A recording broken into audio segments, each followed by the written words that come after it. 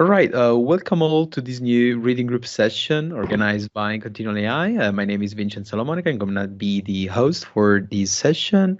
And today we have the pleasure to host Mohamed from MILA, who is going to talk about his recent work, IIRC, Incremental Implicitly-Refined Classification. So thank you again, Mohamed, for being with us today and taking the time to explain your work. And please go ahead, the stage is yours. Okay, thank you. So yeah, I'm Mohamed Abdelsalam. I'm a student, I'm a master student working with Sarat Chandar at MILA and University of Montreal.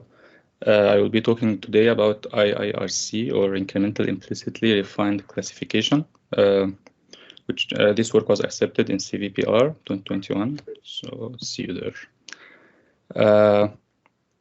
Yeah, so as you already know, what is lifelong learning, or what it is more about? It's more about that we don't need information to be available at the beginning of the training, but we want the model to be able to accumulate knowledge across time whenever it faces new information. Yeah, so it tries to address these challenges, like how can the model accumulate knowledge without forgetting what it has already learned, which we usually call catastrophic forgetting. How can the model improve its representation of the world without, like, as it learns more and more, which we call like backward transfer? And how can the model learn new concepts faster as it accumulates more knowledge, which we call like forward transfer, which is all good. But then here are a couple of questions. So, like, what if there was a missing piece of information that is like filled in later?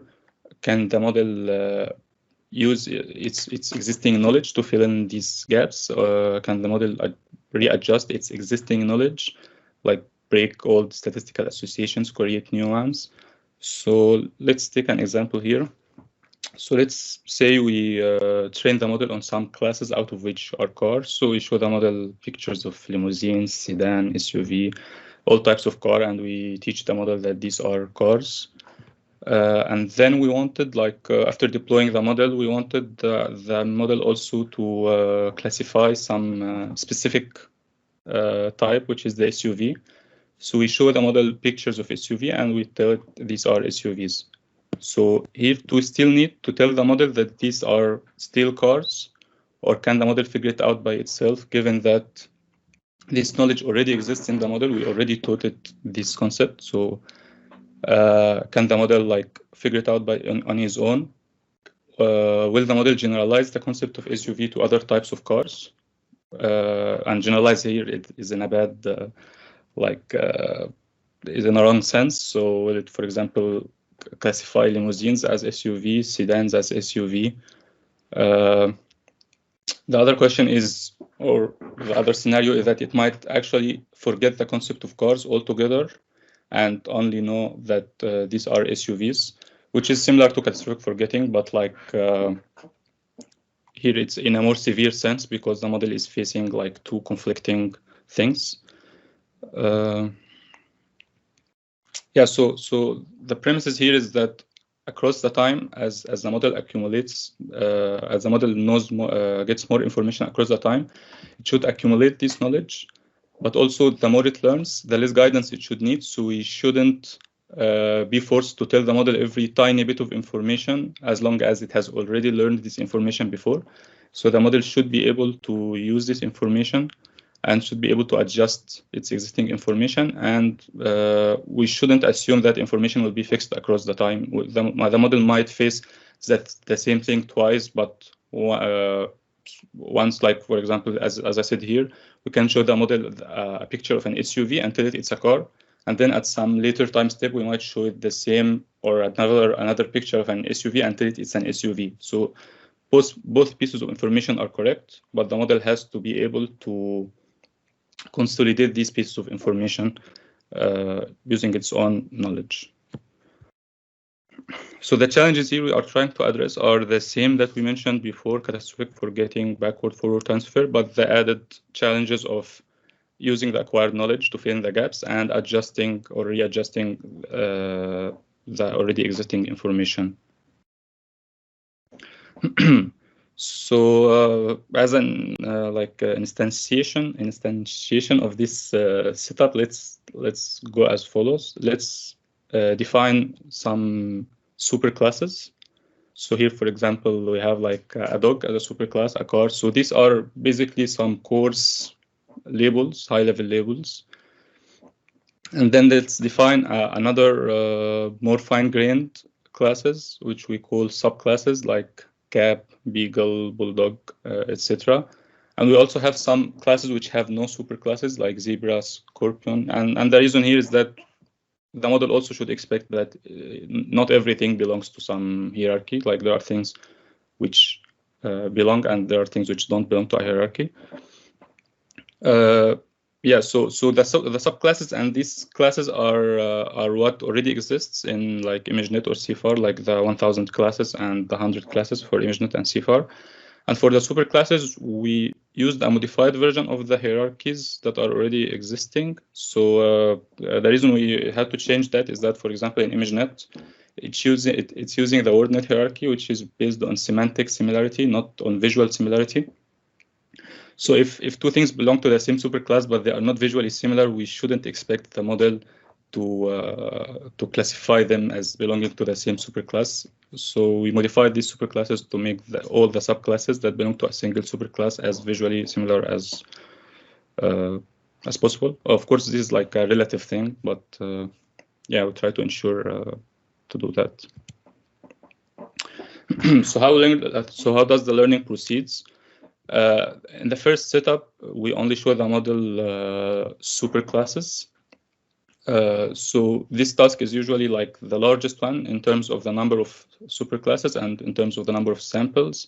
And the idea here is that these superclasses should be easily available data. Whenever you deploy a model in a realistic scenario, you would have these kind of coarse labels.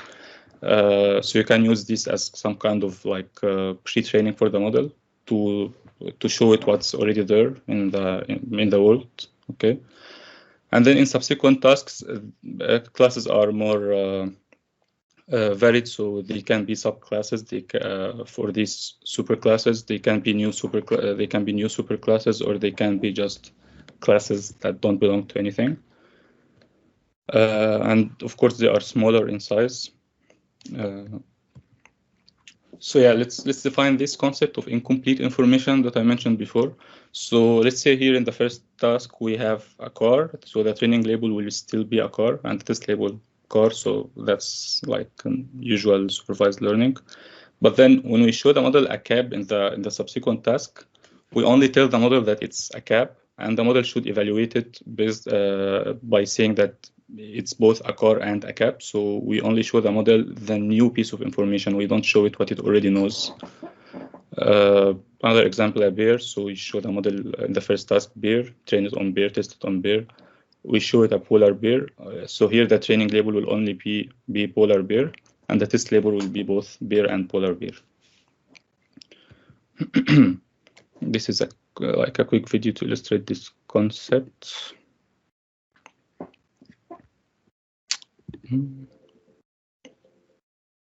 Not sure.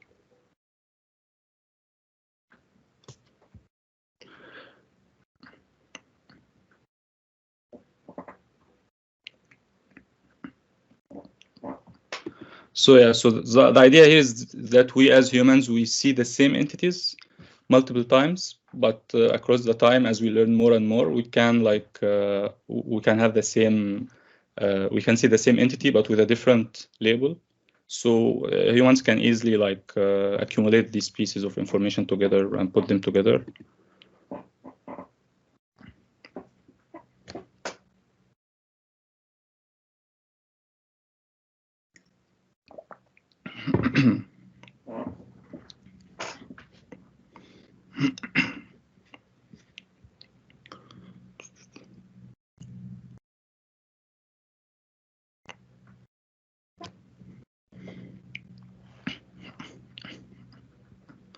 So yeah, during the first task, training like proceeds as usual. It's usual supervised training. Oops, sorry.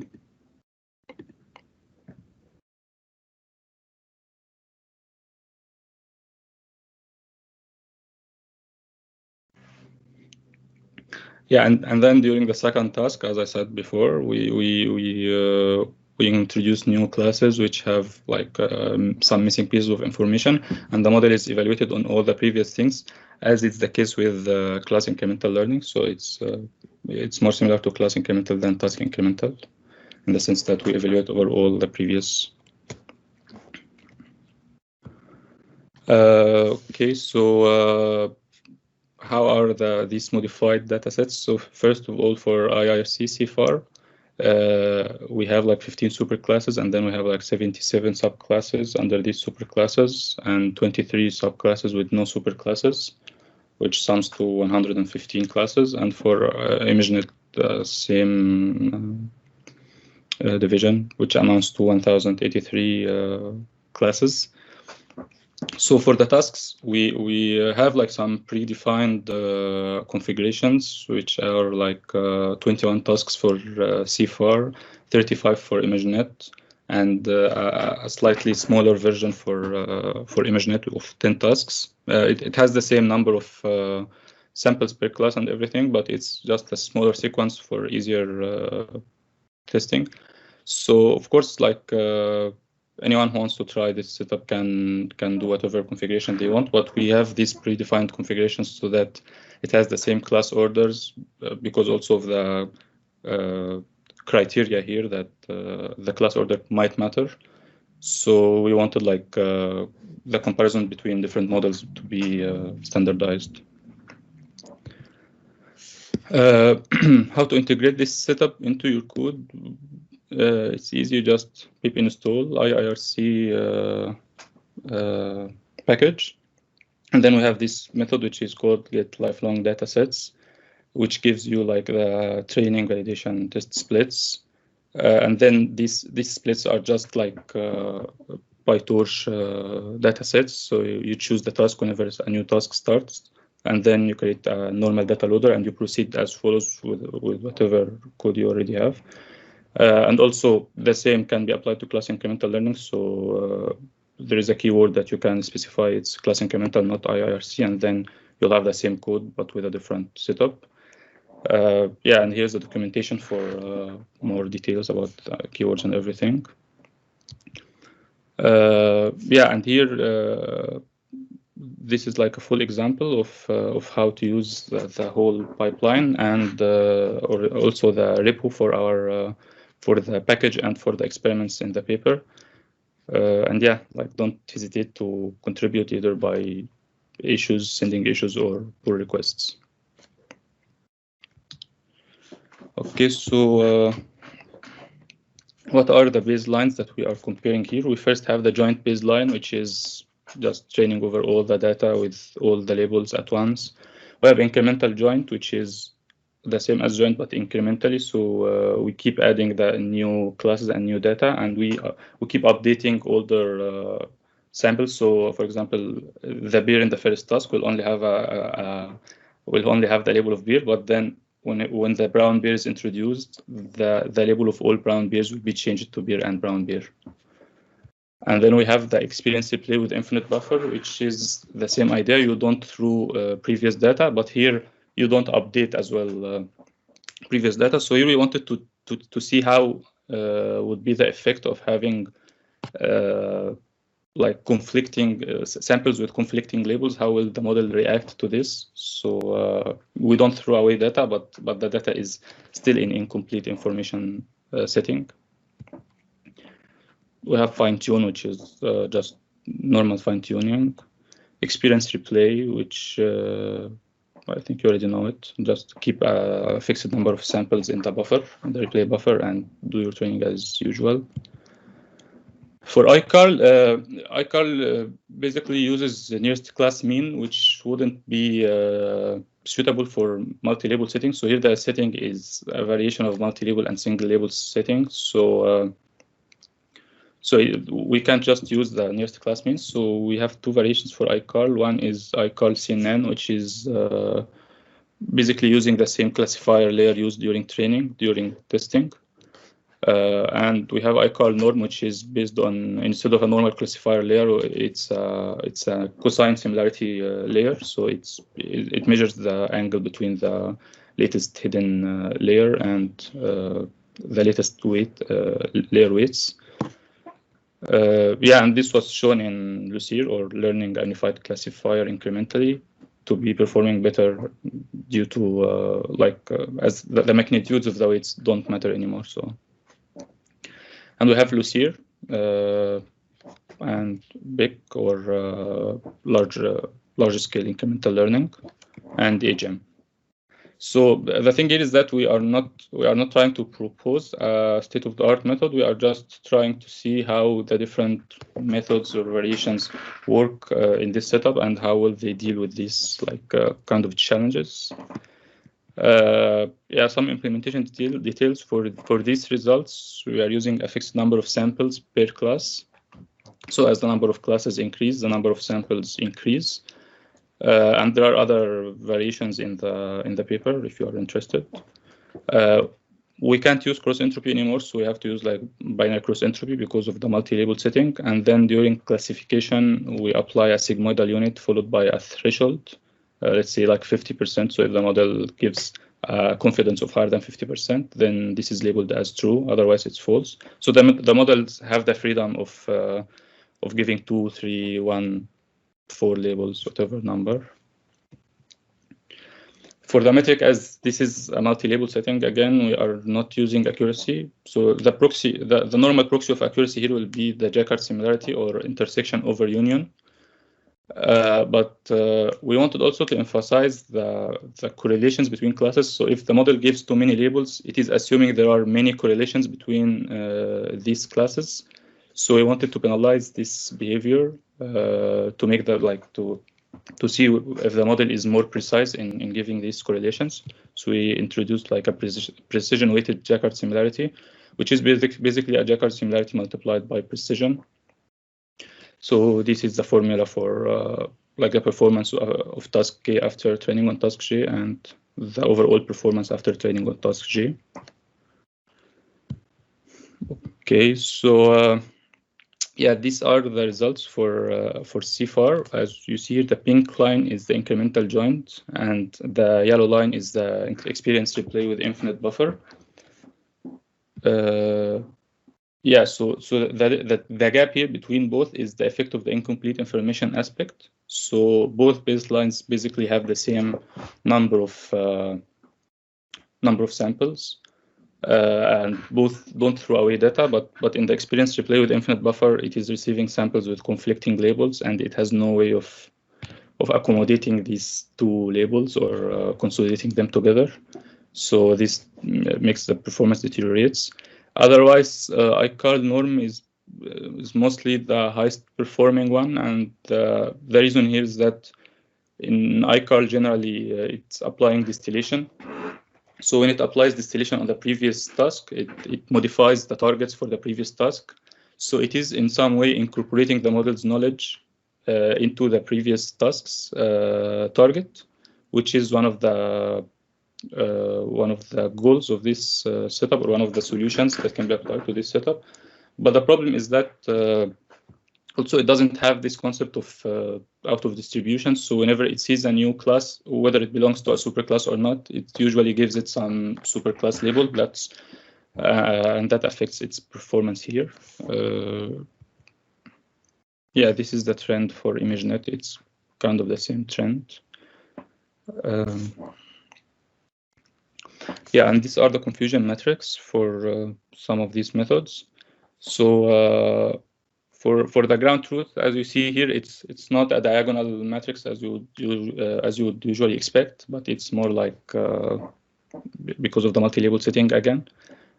In experience replay, it's usually shifted towards the newer classes, and here the experience replay is performing worse than what is expected in the class incremental setting, again because of the conflicting labels. So it sees labels, it sees samples in the buffer having labels different from the samples in the new task, even if they both share the same, even if they both are cars or whatever. So yeah, it tends to shift towards the newer classes because of the larger amount of data. IIRC is better, but as I said before, it's very imprecise. So it keeps giving a lot of labels more than necessary. And Lucere is highly regularized, so this makes it like more precise, but at the same time, it doesn't perform very good in learning newer pieces of information. Yeah, these are the results in a nutshell. So of course you can explore the paper if you want to know more about more analysis about these results and other results. Yeah, thank you. These are different links for the paper, the documentation, the code, etc. Thank you so much, Mohamed, for your great talk. Do we have any questions from the audience for Mohamed and this work?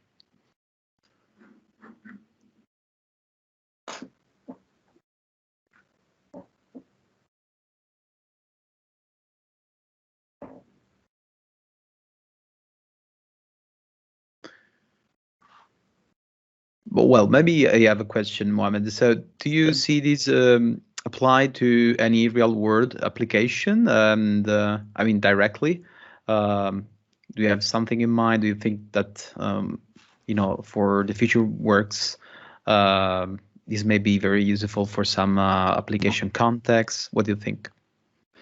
Yeah, sure. So the thing is, in real life, you usually, once like a model is deployed and you start seeing more and more instances, for example, in fraud detection, you might be labeling some kind of fraud like as like some different types of fraud together because they occur very rarely. But then once one of these types of frauds start to happen more frequently, you start to give it its own label, for example. Okay.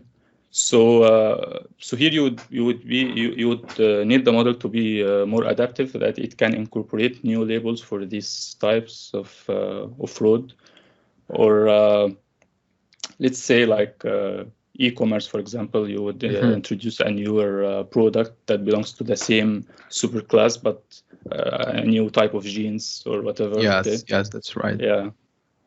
So you don't need to and also. The thing is, you don't want to have the need to label everything, every new thing with every single label that's there. You would expect, as the number of labels increase, you would only want to label new things with the newer information only. So, yes, totally. Thank you. And I see that there is one hand raised from Guido. Guido, you do want to speak up and ask your question? Thanks for the talk first. I think it's a really interesting setup and interesting problem. But I had a question. I wasn't really sure exactly what information is provided to the model. So there are the superclasses and the subclasses. And if I understand correctly, the model at training time, the model only ever sees one label at the same time. Okay. And does the model know that firstly, does it know that there is a hierarchy, sort of that there is a difference between subclasses and superclasses? And secondly, okay. So the model doesn't know there is a hierarchy, and we don't provide this hierarchy. Actually, the hierarchy here acts just as like a proxy for the model, or for what I explained about like these missing pieces of information. So yeah, so here, as I said, like if we have in the first task like pictures of cars, then the label that we'll be providing is only cars, okay? And these cars will include all types of cars that are there. So it will include SUVs, it will include limousine, or whatever, okay? But then when the model sees another instance of the same, like maybe sometimes it's the same sample actually, and most of the times it's a different sample, but for the same class that it has seen before. So here the cab is in this example, or the polar bear for a bear, okay? We are only telling the model that it's a cab, okay? So these are the different instances where we tell the model the different pieces of information. But yeah, and we expect the model to give the label as a car, and the opposite doesn't happen because so the missing piece has to be completed with some piece of information that was already introduced. So of course we don't expect the model to make things up. We just wanted to use what it already knows. Okay, but so then so so that's clear now to me. Thanks. But I have a few follow-up questions. So firstly, how does the model know that it has to predict two classes?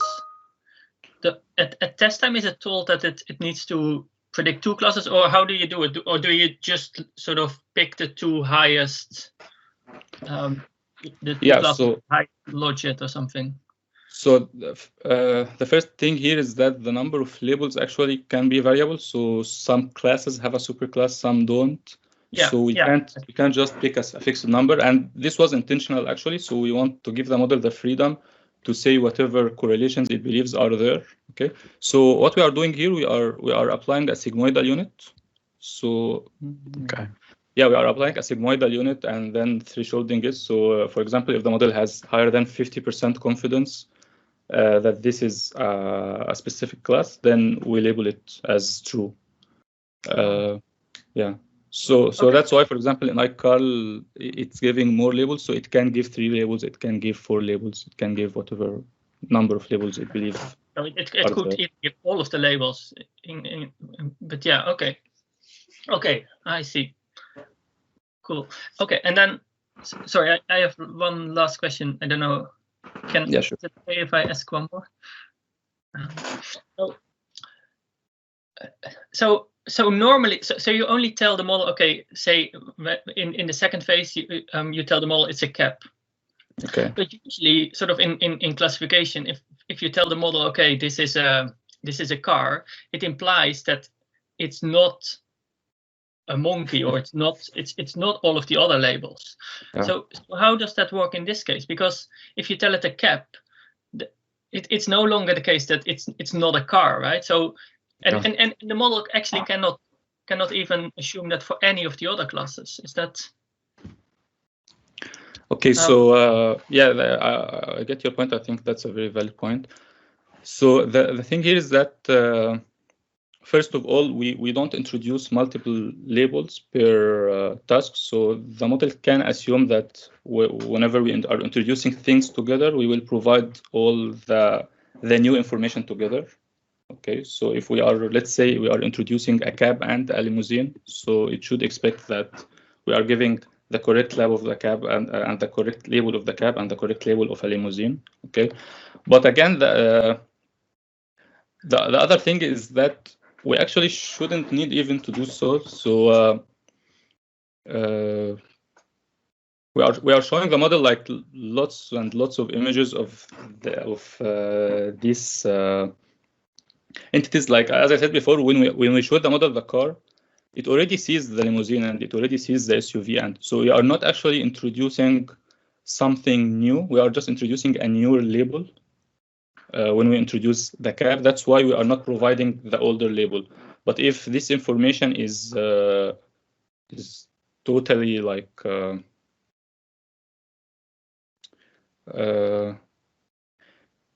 like if we compare, for example, a car and a dog, okay, so the model should we should expect the model to know that these are sufficiently different, because we are already showing the model all samples or a lot of samples for dogs and a lot of samples for car. So I don't think it should be confused between these two concepts. But when it sees some newer sample, which it has already seen something similar before, it should be able to incorporate this previous knowledge. I'm not sure if this answers your question, but can you elaborate? I'll check the paper for sort of more details, because I think there's something interesting there. So I think the whole setup is very interesting, and but I'm still a little bit confused sort of on the details. But yeah, it's cool. It did make it clearer for sure. Thanks. Okay, thanks. Yeah, it thanks to these kind of works where we can reason and explore new ideas, you know. And when you have a doubt, it's always good. It means that there's something interesting to explore. So thank you again, Mohamed, for answering this question. We have a couple more in the chat. So the first one is from Aditya. How is this setting different from other multi-label class incremental settings? Okay, so the first thing is that so the target here is not the multi-label thing. So if it's a multi-label class incremental setting, it would be that we are providing all the labels. But here the target is not actually the multi-label, but the target is how can the model use its existing knowledge to fill in the gaps. Okay, so that's one difference, or that's the main difference actually. That we are not targeting the multi-label thing. We are using it as a proxy for how can the model use what it already knows. I hope this answers the question.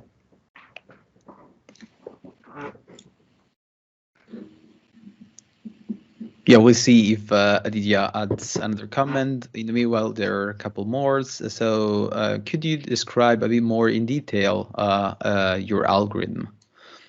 Okay. Yeah. So here the main contribution or the main work is about the benchmark and setup. Okay. So it's not about the algorithm. The algorithm, we did some modifications for these methods, but okay. Yeah, as I said before, the goal is not to provide an algorithm, but more like to see what works and what doesn't work. Mm-hmm.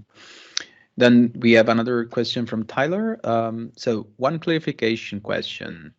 Yeah. Do subclass images show up when learning the superclass?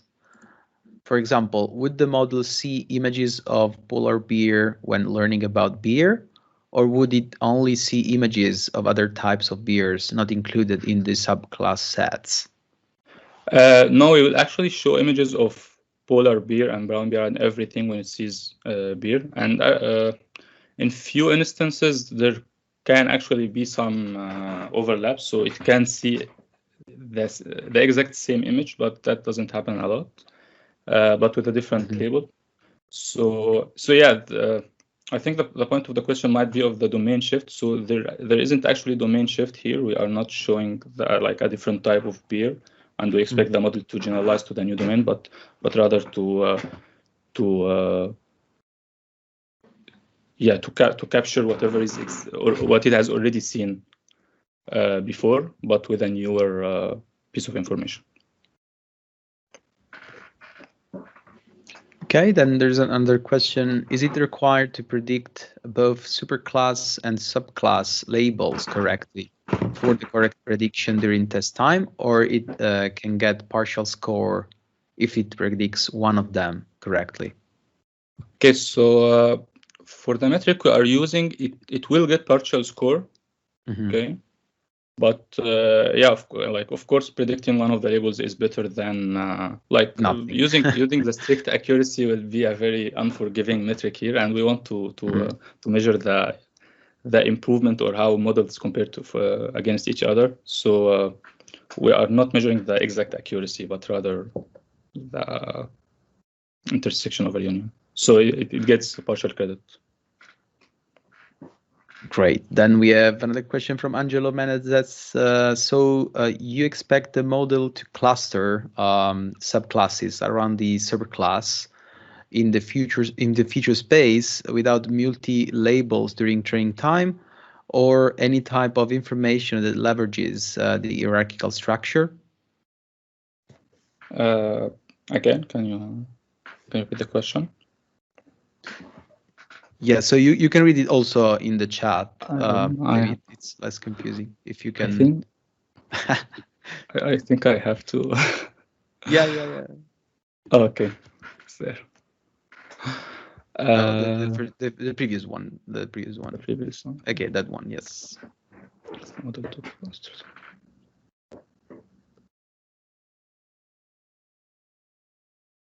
Yeah, exactly. So yeah, so that's basically it. So we don't provide the hierarchy, and we expect the model to cluster these subclasses around the superclass. But although, like on the face of it, it might seem like a very difficult thing, but as the model has seen already the superclass before the subclass, it shouldn't be that difficult. Mm-hmm. And then there is another comment from Ali. Have you considered any clustering-based approach? I think it should be easier to develop an hierarchy using such approaches. We didn't try clustering approach, but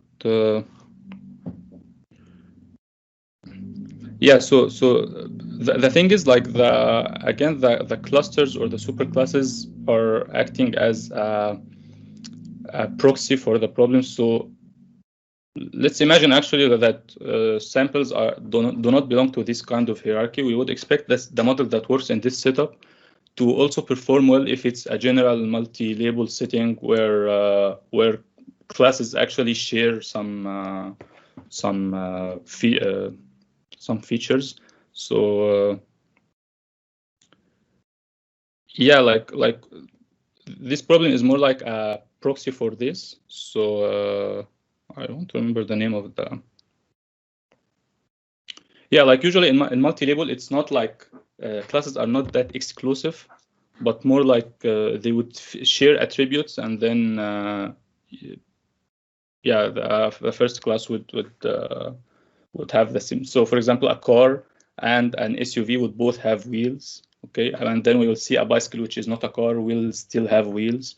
So you would expect the model as well to perform well in this kind of setting where it is less restrictive in that sense. So yeah, but this would be another instantiation of the problem, but yeah. Okay, so we have one last question from Aditya. How important is it to train the superclass first, followed by the subclasses? Any intuition for what happens if the order of training is randomized, just like multi-label setting? Okay, so we actually tried a couple of experiments with randomized order. So in this case, for these methods, as they are not actually leveraging this kind of curriculum very much, the performance didn't change. Mostly didn't change.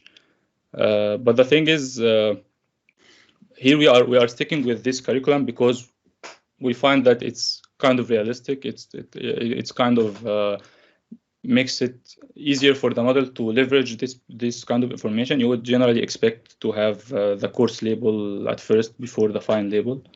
So yeah, we did some experiments. The performance didn't change much, but that's why we are sticking with this order. Or interesting. Are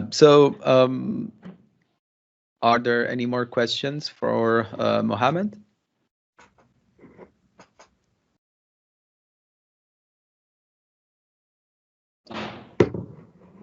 All right, so I'd like to thank you again, Mohamed, for your time. It was a very interesting presentation and discussion. So thank you so much again. And please, if you can send me your slides so that I can upload them, let's say on the discussion topic that we have already in our forum, the ContinualAI forum, so we can continue the discussion there.